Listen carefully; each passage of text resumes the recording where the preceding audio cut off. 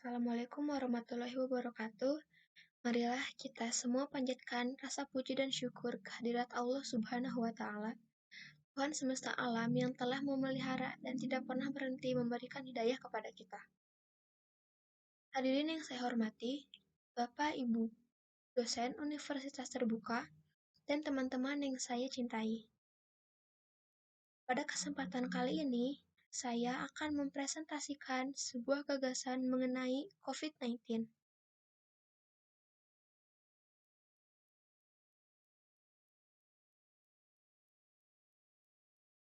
Apa itu COVID-19?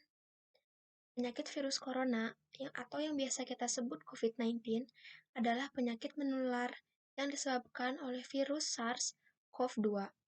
Sebagian besar orang yang tertular COVID-19 ini akan mengalami gejala ringan hingga sedang dan akan pulih tanpa penanganan khusus. Namun, sebagian orang akan mengalami sakit parah dan memerlukan bantuan medis. Penderita COVID ini dapat mengalami demam, flu, batuk kering, dan kesulitan bernafas. Penyebaran COVID-19. Virus dapat menyebar dari mulut atau hidung orang yang terinfeksi melalui partikel cairan kecil ketika orang tersebut batuk, bersin, berbicara, bernyanyi, atau bernafas. Partikel ini dapat berupa droplet yang lebih besar dari saluran pernafasan hingga aerosol yang lebih kecil. Kita dapat tertular saat menghirup udara yang mengandung virus jika berada di dekat orang yang sudah terinfeksi COVID-19. Kita juga dapat tertular jika menyentuh mata, hidung, atau mulut setelah menyentuh permukaan benda yang terkontaminasi. Virus ini lebih mudah menyebar di dalam ruangan dan di tempat ramai. Penyebab COVID-19. Sampai saat ini, belum diketahui penyebab dari virus corona. Tetapi, diketahui virus ini disebarkan oleh hewan dan mampu menjangkit dari satu spesies ke spesies lainnya, termasuk manusia.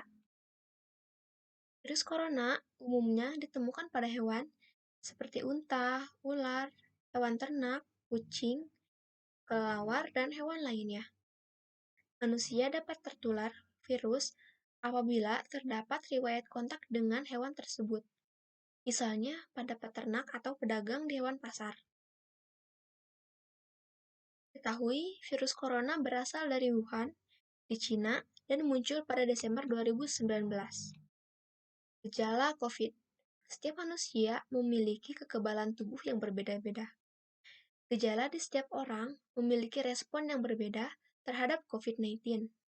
Sebagian besar orang yang terpapar virus ini akan mengalami gejala ringan hingga sedang dan akan pulih tanpa perlu dirawat di rumah sakit.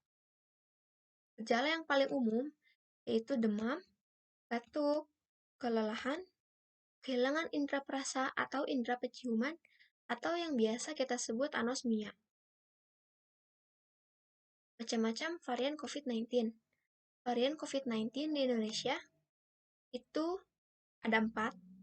Yang pertama Alpha, awal terdeteksi di Inggris pada September 2020, masuk ke Indonesia pada Mei 2021 di Sumatera. Gejala yang ditimbulkan demam, batuk, sesak nafas, pusing, mual, serta nyeri otot.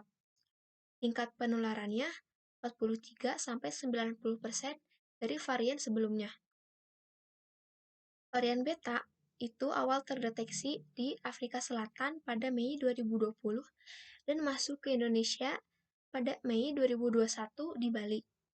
Gejala yang ditimbulkan demam, sakit tenggorokan, sakit kepala, dan indera penciuman hilang.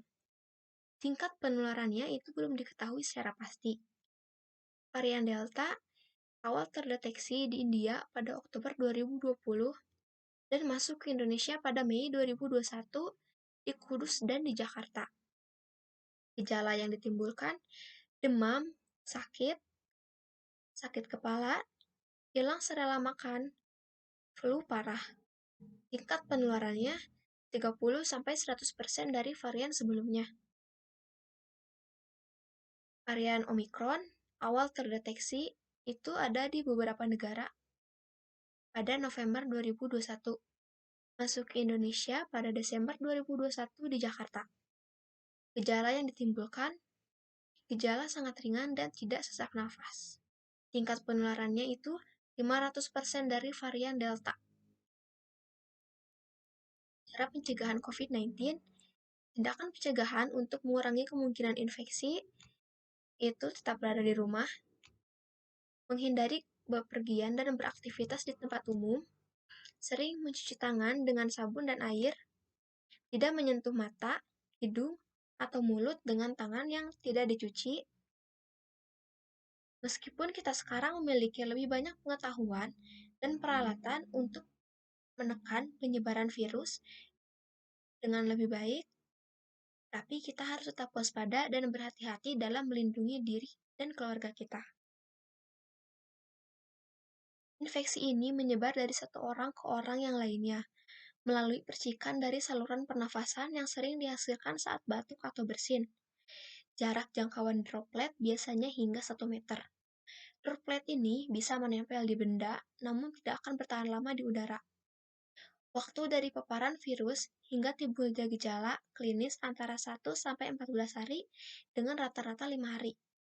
Maka, orang yang sedang sakit diwajibkan memakai masker guna meminimalisir penyebaran droplet. Demikian materi yang dapat saya sampaikan. Mohon maaf apabila ada kesalahan dan kekurangan, karena di sini juga saya masih dalam tahap belajar. Wassalamualaikum warahmatullahi wabarakatuh.